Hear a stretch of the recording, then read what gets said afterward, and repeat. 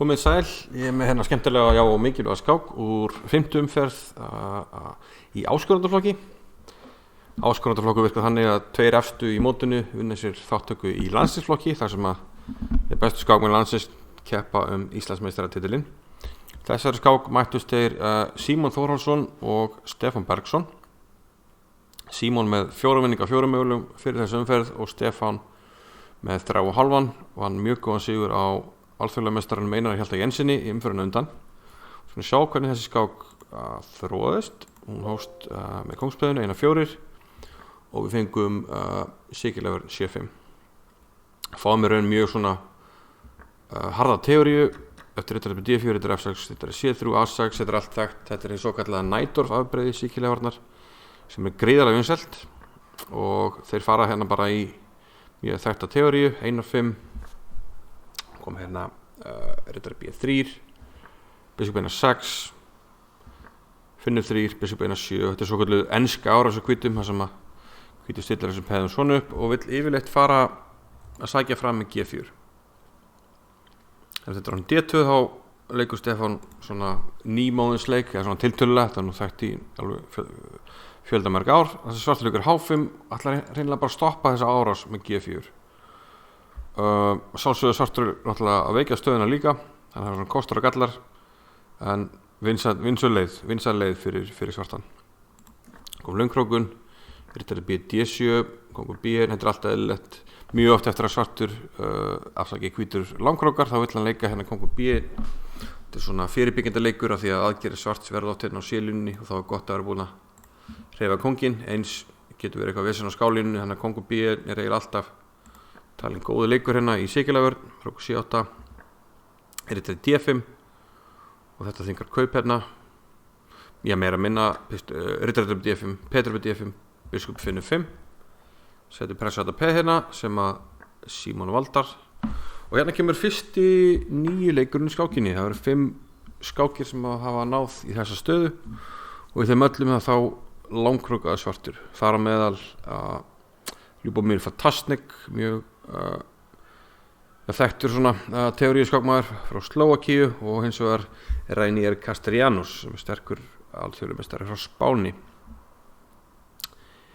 En Stefán leikur hérna riddari B6 og er svona að eiga eitthvað möguleika að hoppa með riddari hérna að 4 C4. Það verið síns að vera erfitt eiga þennan leik hérna riddari A5, hann er smá svona óþægilegur og Stefán afræður hérna að fórna þessu peði bara.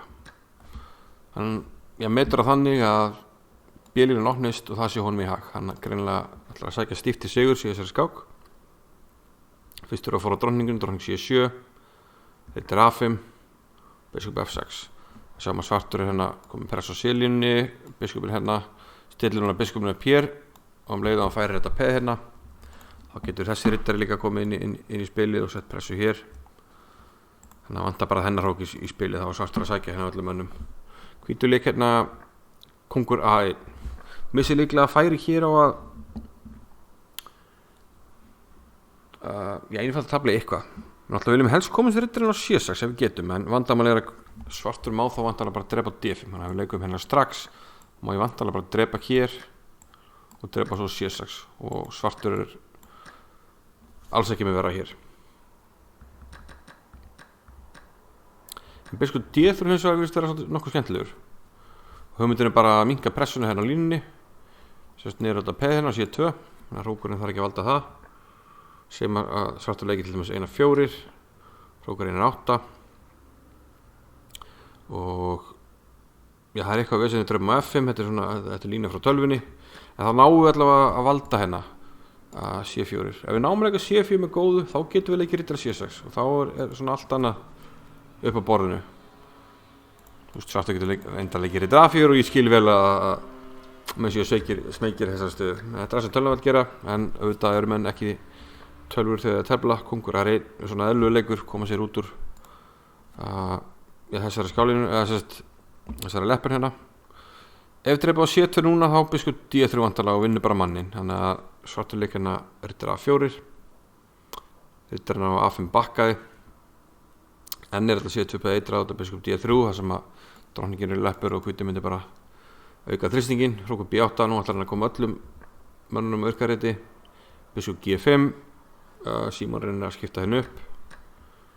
C3, ennþá leiðileg pressa, E4 vofir yfir og pressa hér, þannig að Símon lokar skálínunni. Drottninguna 6, hrókur Gunnar 1, hrókur B6, svartur ætlar að dobla bílunni. Við erum með fína bæti fyrir peði. Hérna kemur mjög skemmtilegur og sniðugur leikur hjá Símon er líklega bestu leikurinn í stöðunni.